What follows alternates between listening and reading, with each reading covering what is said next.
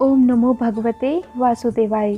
आप सभी का हिंदू धर्म की कथाएं चैनल में हार्दिक स्वागत है।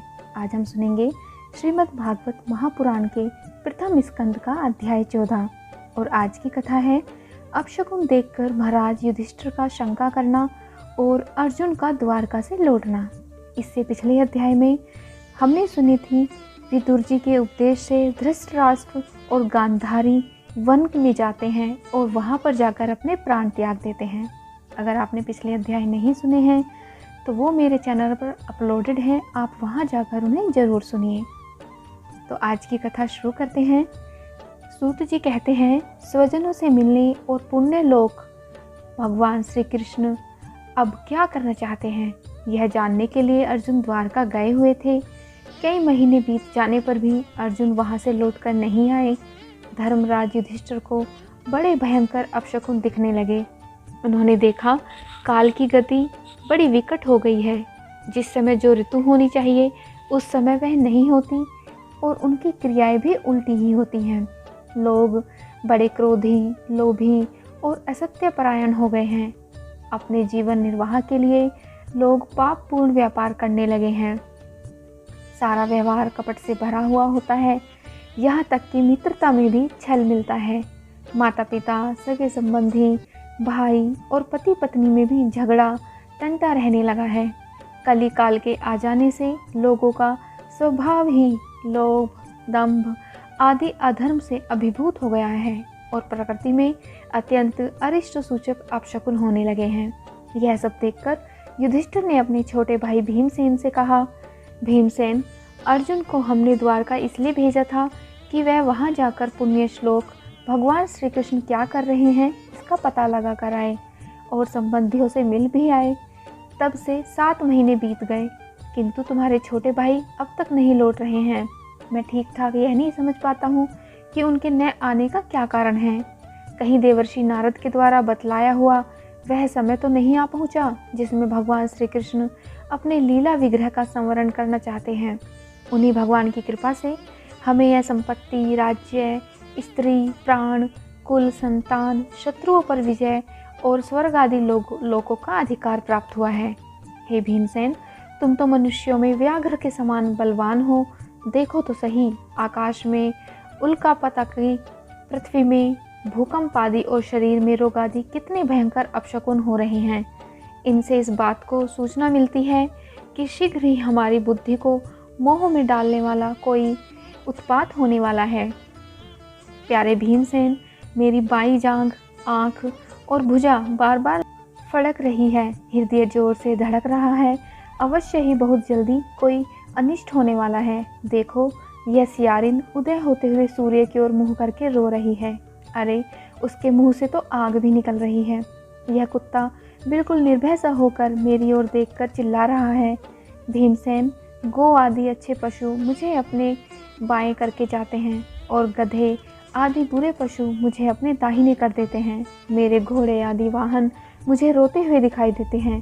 यह मृत्यु का दूत, पेड़ की उल्लू और उसका प्रतिपक्षी कौआ रात को अपने कर्म कठोर शब्दों से मेरे मन को कांपते हुए विश्व को सूना कर देना चाहते हैं। दिशाएं धुंधली हो गई हैं। सूर्य और चंद्रमा के चारों ओर बार बार मंडल करते हैं।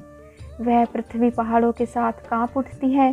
बादल बड़े जोर जोर से गरजते हैं और जहाँ तहाँ बिजली भी गिरती ही रहती है।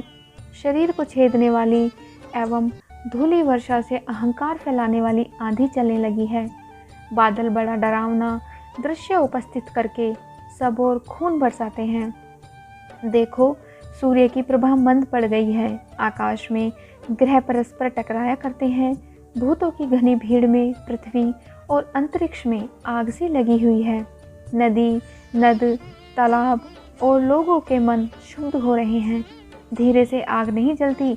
यह भयंकर काल न जाने क्या करेगा। बछड़े दूध नहीं पीते, गोए दुहने नहीं देती। गौशाला में गोए आंसू बहा बहा कर रो रही हैं। बैल भी उदास हो रहे हैं। देवताओं की मूर्तियां रोसी रही हैं।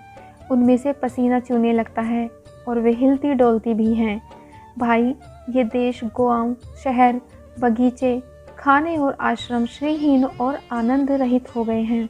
पता नहीं ये हमारे किस दुख की सूचना दे रहे हैं।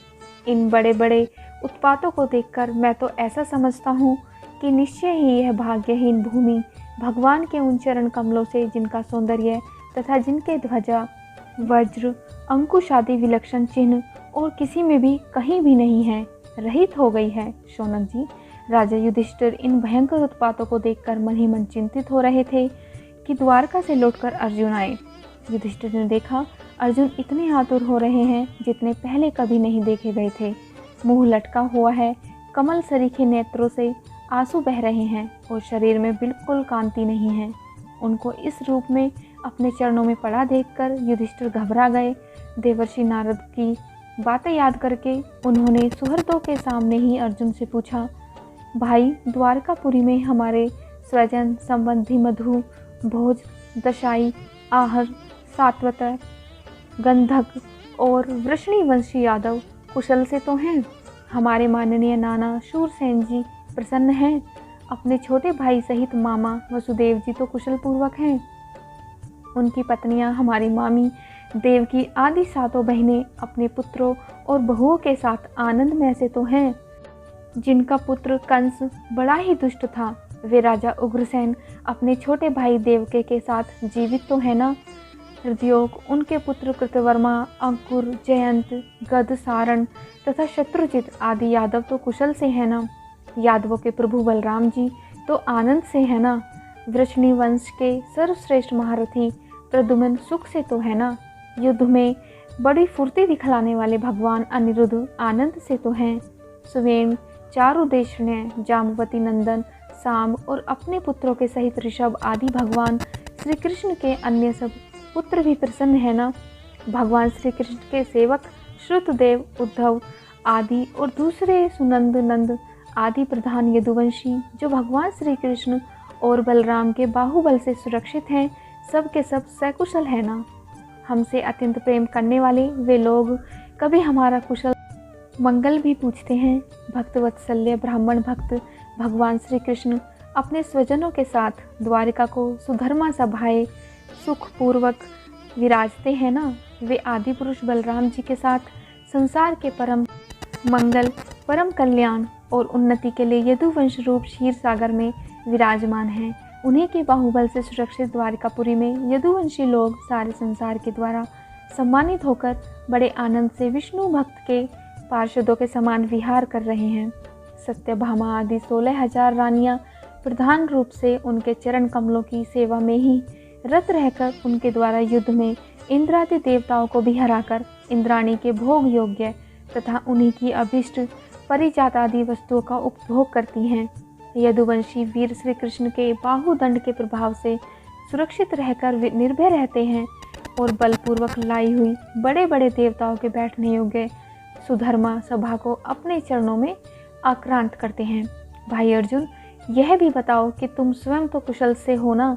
मुझे तुम श्रीहीन से दिख रहे हो, वहाँ बहुत दिनों तक रहे, कहीं तुम्हारे सम्मान में तो किसी ने किसी प्रकार की कमी नहीं करी, किसी ने तुम्हारा अपमान तो नहीं कर दिया, कहाँ किसी ने दुर्भाग्यवश अमंगल शब्द तो नहीं कहे जो तुम्हारे चित्त को चुभ गए, अथवा किसी आशा से तुम्हारे पास आए याचकों को उनकी मांगी हुई वस्तु अथवा अपनी ओर से कुछ देने की प्रतिज्ञा करके भी तुम नहीं दे पाए।